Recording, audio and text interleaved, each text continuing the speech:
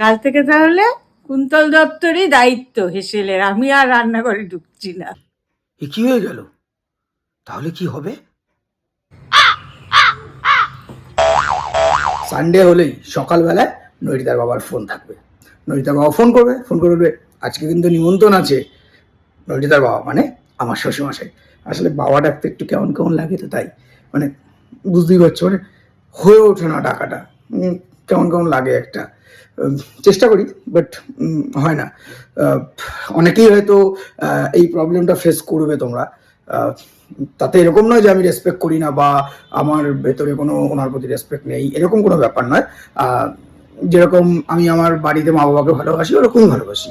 আসল ব্যাপার যেটা, নৈতার বাবা ফাটিয়ে রান্না করে, মানে এত সুন্দর রান্না করে না, বলে বোঝাতে পারবো না। তাই আজকে একটা স্পেশাল ডিশ রান্না করেছে। কি রান্না করেছে চলো আগে রান্নার প্রসেসটা তোমাদের দেখাই, তারপরে বলবো যে আইটেমটার নাম কি।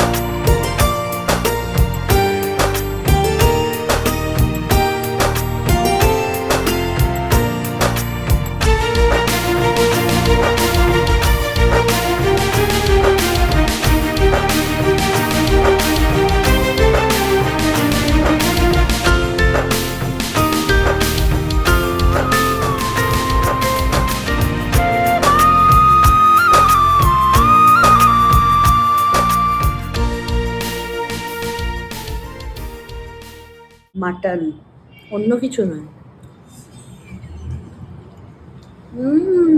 সফট তুলতুলে। মাটন ইয়াকনি পোলাও, এক্সাক্ট নামটা যে করেছে তার কাছ থেকে জেনে নেব, কিন্তু আমি শর্টকাটেই বললাম। এত ভালো আমার মানে প্রপার ওয়ার্ডও বেরোচ্ছে না, কি ভালো বলে বোঝাতে পারবো না। কলকাতায় কেন কোনো রেস্টুরেন্টেরও খাবার পাওয়া যাবে না, মানে সানডে আসলে সকালবেলায় ফোন আর তারপর রাত্রিবেলায় শান্তি।